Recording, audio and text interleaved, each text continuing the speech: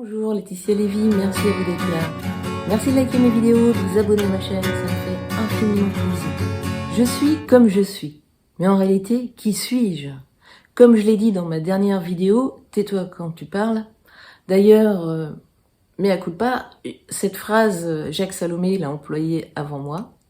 Donc, comme je l'ai dit dans ma dernière vidéo, tais-toi quand tu parles, nous sommes issus d'adaptation. Quand on est enfant, c'est légitime et c'est même vital que de s'adapter pour correspondre à son environnement, à ses parents, à ses proches, aux enseignants. Donc on s'adapte aux exigences, à l'éducation, aux attentes, supposées ou non, pour plaire. Également pour s'intégrer, pour pas se sentir exclu, pour recevoir l'amour nécessaire, vital, de ses parents, de ses proches, pour exister. Un enfant n'a pas le choix. Ok.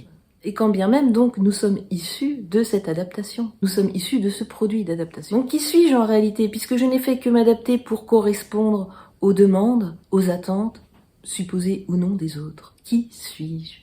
On peut vraiment se poser la question.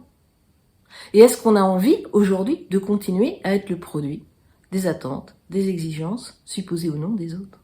C'est la question, en fait, que je vous propose aujourd'hui. Parce que quand on cherche à plaire, à ne pas décevoir, à être à la hauteur, à jamais s'opposer, à ne pas oser blesser, à ne pas décevoir, à correspondre à tout prix, on est sous le joug du regard des autres et on continue à être le produit des attentes des autres. Qui suis-je en réalité? Donc cette question est abordée depuis la nuit des temps, elle est abordée aussi en spiritualité et elle va beaucoup plus loin que maintenant, que celle que je vous propose en fait.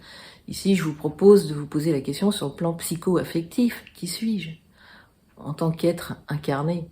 Là, maintenant, tout de suite, comment je fonctionne en fait? Comment j'interagis avec mes proches, avec mon environnement? Est-ce que je suis moi-même? Est-ce que je peux m'autoriser à être moi-même? Voilà, je vous invite vraiment à vous poser ces questions pour vous permettre de vous libérer du joug du regard des autres. Il y a un autre élément qui est aidant, c'est ce que dit Byron Katie, c'est ne pas entrer dans les histoires des autres, c'est-à-dire ne pas penser à la place des autres. C'est quelque chose que je dis souvent, on ne peut pas savoir ce que les autres pensent. Et donc de ce fait, stop, dès que je m'aperçois que je pense à ce que pensent les autres, j'arrête. Et je reviens vers moi, et je m'apporte de la chaleur, de l'indulgence, de la compassion, de l'amour. Si possible. Également, comme je l'ai dit dans ma dernière vidéo, tais-toi quand tu parles. De plus, les autres ne pensent pas de nous, ne pensent pas sur nous. Ils pensent à travers une image qu'ils ont de nous. Est-ce que j'ai envie toujours de correspondre à une image? Ou est-ce que j'ai envie d'être moi? C'est un vaste sujet, n'est-ce pas? Merci. Merci pour votre attention, de tout cœur avec vous. Si vous le souhaitez et quand le moment sera venu pour vous, c'est avec plaisir que je vous recevrai en consultation, à distance ou en présentiel. Tout cœur avec vous. Prenez grand soin de vous. Vous êtes la personne la plus importante. Merci.